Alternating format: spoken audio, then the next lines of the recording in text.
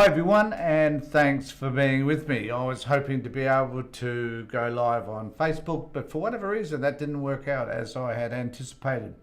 So I'm now going just live on YouTube. Now, if you are watching this at any particular time, the most important thing for me at the moment is that you find the space to be able to subscribe to my YouTube channel and ring the bell for further notifications. That would be great. Trying to encourage as many people as I can to subscribe to my channel. So thanks for being with me. This is something I haven't done all that often, is do a live feed on YouTube. It's a shame that it failed on Facebook, but I'll rectify that later. See whether I can just do another feed direct to Facebook. But what I want to talk about today are two primary issues. Number one is the battle for territory in Israel and the Gaza Strip, and the flight of the flight, yes, I guess so, of Palestinian people in order to have their own state recognised. Now, I want to be clear, and that is that I don't subscribe at all to the notion that violence is acceptable under any circumstances, and that I am a pacifist by nature, and I would like to think that for whatever reason that violence is not dominant, that violence is seen as abhorrent and is something that none of us should accept at all. So I guess where I'm coming from is that we need to be able to understand what each side of this discussion, this argument, this conflict is really about. Now, if you look at the history in terms of, back to 1945 and a Palestinian state being declared, then you can see how over time Israel has developed and formed as a power which has taken more and more of the Palestinian state away from them, until it's got to a point whereby the West Bank is occupied by Israelis or some Jewish and Christian people, and the Gaza Strip has become particularly more Palestinian, I guess, in nature. And as a result of that, over the years, I don't know if any of you can remember Arafat and the Palestinian Liberation Organization, and how there was a lot of conflict at that time about how these two states were going to start to find ways to live together. And as a result of that, there have been many, many conflicts which have brought about the deaths of thousands and thousands of people. And so we find ourselves today with a terror group, and there's no way of disputing that. Hamas are a terrorist organization. They may be fighting for a worthwhile cause, which is the Palestinians' right for their own land. But nevertheless, the way they've gone about it and the death and destruction that they've caused is unconscionable, is wrong at every possible level. But then I must also highlight that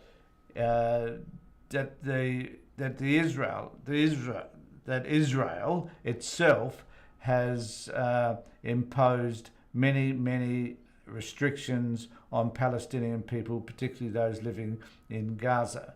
In fact, a lot of people have referred to Gaza as being an open prison, a place which is encased by sea on one side and barriers and borders and walls on the other, to be able to prevent the Palestinian people from entering into Israel.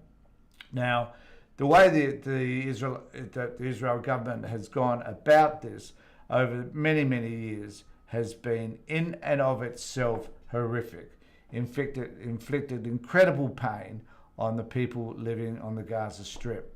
We must remember that the Gaza Strip is one of the most highly populated places in the world, and when you're going to bomb it, as the Israel government has done over the last few days, you're going to get a lot of innocent people dying, women and children dying.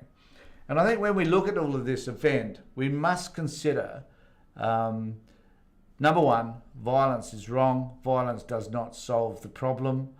And so Hamas are responsible for that. That is wrong. Is the way the Israelis will retaliate will be the same. Also wrong. And that at some point, somewhere along the line, this has been going on for over 50 years now, this particular dispute. And at some point, there has to be a resolution. I'm only hoping that right now that the fighting will cease and that parties will sit down and start to talk about this in a much more reasonable and sensible way. And I think this is a strong role for the United Nations. The United Nations were involved initially in the dividing and the separation of these territories.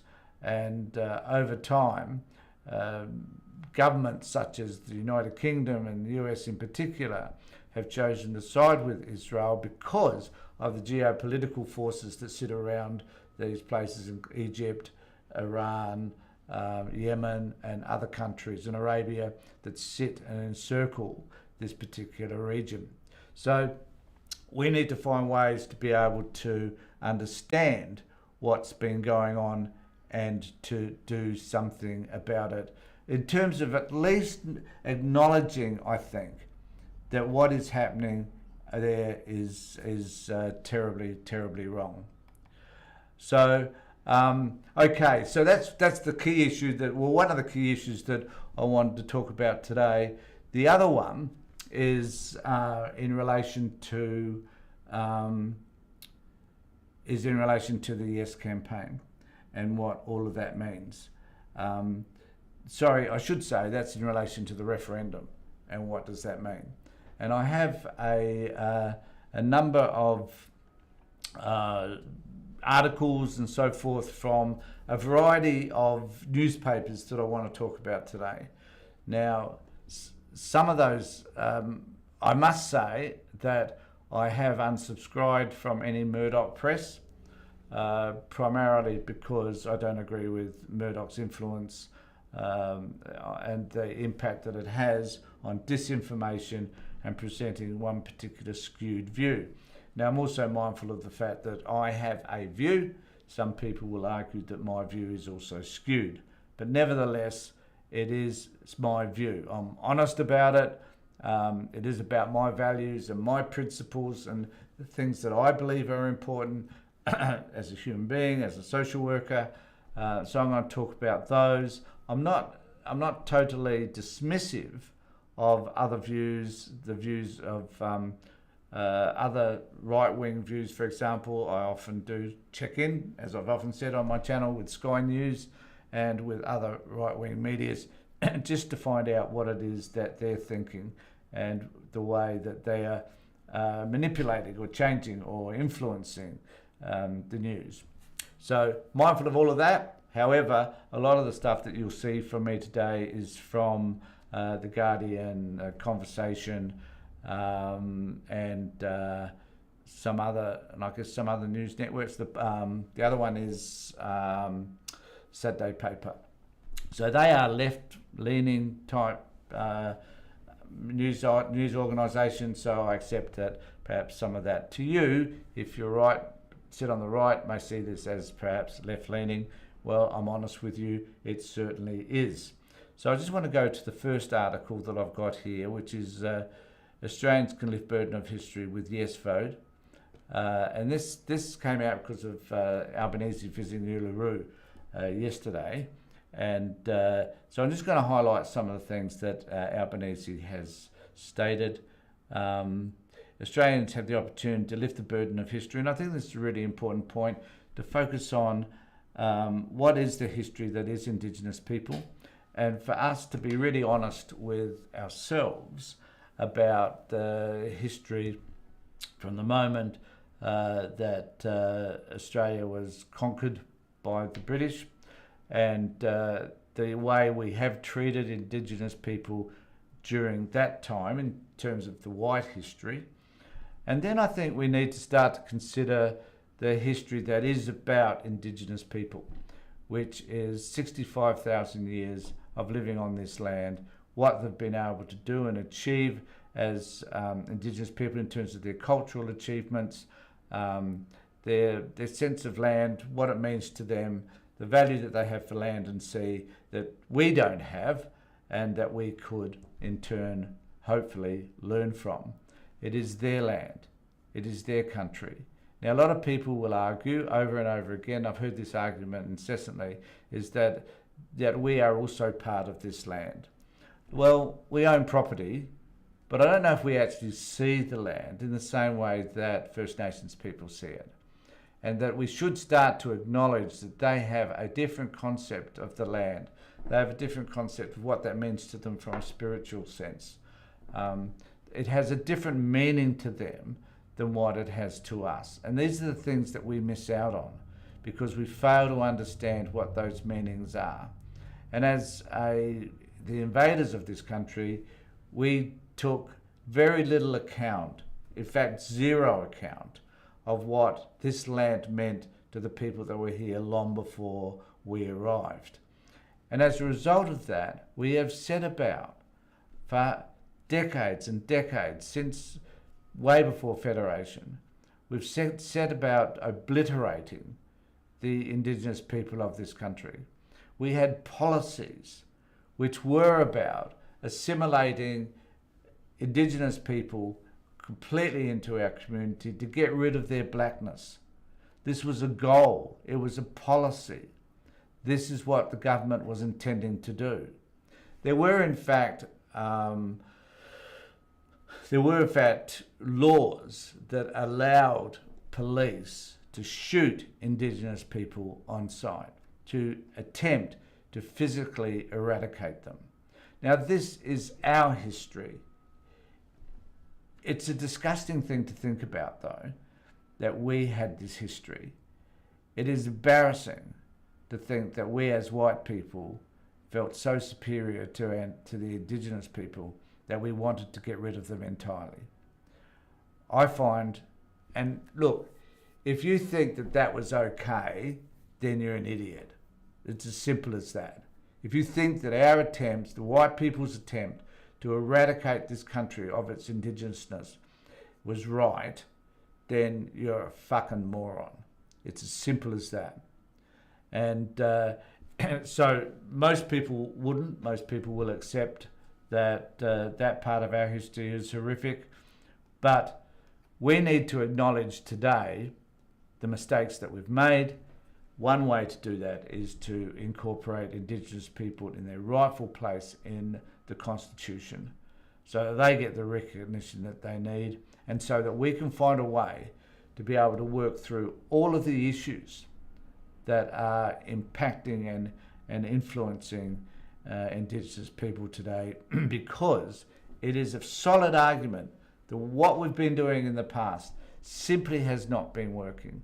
We have failed them at every possible level and we have to do something different. And I'm a great supporter of the Yes campaign because this is our opportunity to make the difference that we need to make so that Indigenous people can have the life they deserve to have. And so I'm a great supporter. So back to this article, I digressed for a moment, so I apologise for that. So he sat with leaders from Central Australia, an appropriate place, I guess, for him to be, given that this is the heart of Australia and Indigenous people, and this is where the Uluru Statement was formed. So he's returned back to this place to have a further chat with Indigenous people. So he was... Anangal women performed, including a new dance they created using big digging sticks, with the Prime Minister later said symbolised carrying the burden of the referendum. The women raised the sticks above their heads, which he said symbolised strength and rising to the occasion. I believe Australians can rise to the occasion between now and 14th of October, he said. We have just 4 days now in which Australia can be an enlarged country, a country at peace with our history. And that's the history I was just talking about. We need to find a way to be at peace with the things, the terrible things that we have done. A country more unified, a country able to move forward. In the words of the Uluru Statement itself, walking together for that better future. Albanese was accompanied by Marion Scrimgeour, our Labor MP, the only parliamentarian who signed the statement, and prominent Yes campaigner Noel Pearson. Prime Minister described the Ruta statement as a masterpiece. It is one statement, it is one page, it's not 36 pages, it is one page.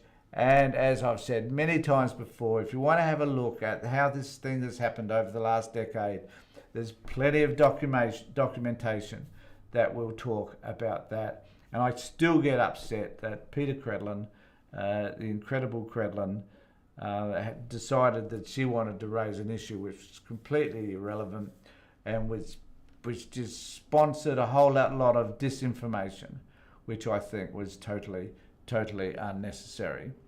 So just moving on to, so this is another article where they talk about, and I think this is important, and this has come across in the campaign lots of times, where we talk about empathy and kindness.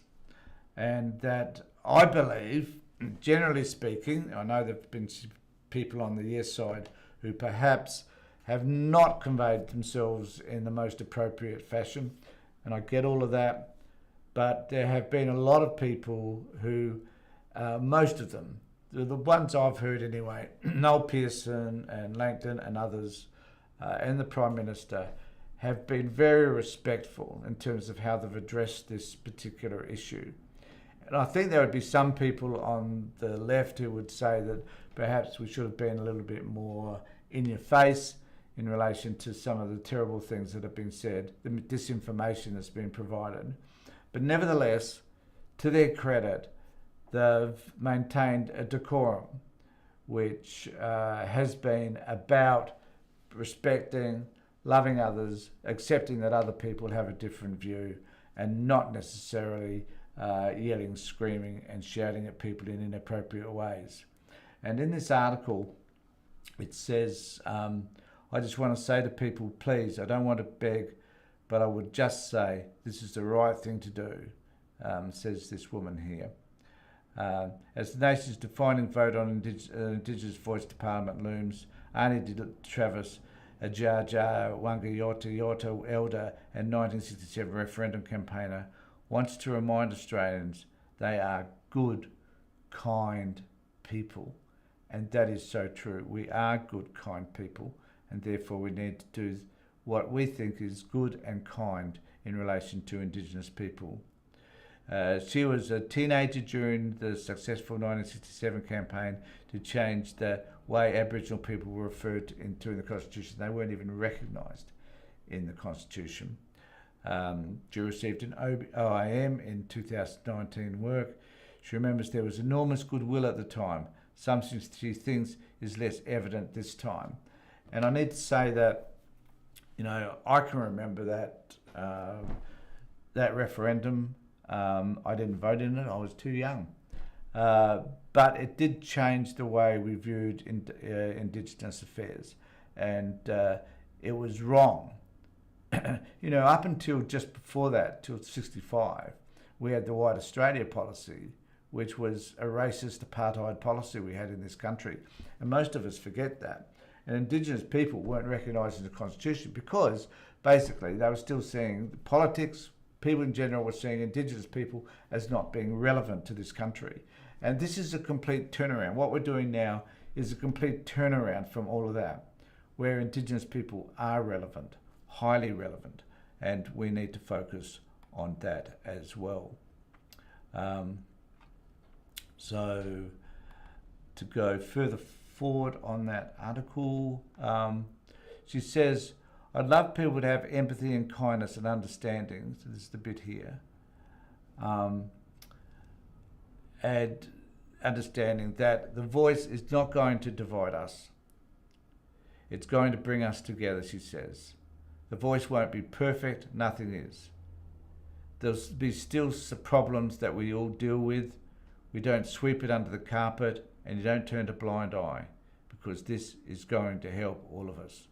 I just want to say to people, please, I don't want to beg, but I was just say, this is the right thing to do.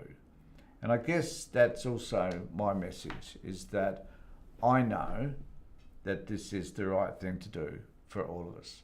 And I'd like to think that you consider the possibilities here that need to be considered, because it's vital in all of us. Now, one of the primary issues too that has emerged is that the voice itself seems to be heading towards defeat. And I just want, so this is my last word around this, I think. I just want to make the point that even though that is what the polls are saying, there's still 3 days to go. In that time, there'll be lots of people that may say that they're going to vote no, who may reconsider when they get into the polling booth and are faced with the questions. And I'm hoping that there'll be enough of those that will vote yes.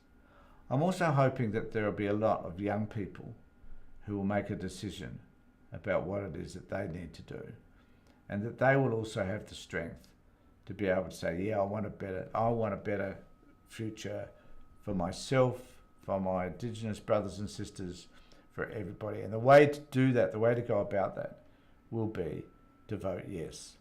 Enough young people, I think, do think about this issue, and enough young people are kind of more progressive in their thinking. So I'm hoping that they also will say that. So the other article I just want to refer to here is the yes vote come back. The yes vote come back. We have to have, and this is an article by John Jono, I think. Upset results that come from behind victories are as common in politics as they are in the sporting field. Opinion polls have famously got election results wrong over the years, although not as often as many underdogs would wish. The referendum for constitutional recognition through an Indigenous voice to Parliament is now in this final phase, and the need for an unexpected turnaround is great. Anthony Albanese senses it every bit as much as everyone else. A little over a year ago, when he promised the referendum, he argued it would reconcile modern Australia with its ancient and foundational history. According to polls, that promise looks set to be rejected by a majority of voters. And I'll just read this last bit. Make no mistake, however, this would set back reconciliation by a generation. It would disrespect the majority of Aboriginal Australians who support the national process that led to the Uluru Statement from the Heart, and who have dedicated years to campaigning for it. And that's the issue. I agree. By voting no, we are setting this country back decades. Not back to 1960s when, we were dealing with the White Australia policy and we were disrespecting Indigenous people. Not back to the 1900s when we just wanted to eradicate Indigenous people. But we'd be setting it back because this is their statement. This is something that Indigenous people have been asking for. This hasn't come from politics. It hasn't come from clowns like Dutton.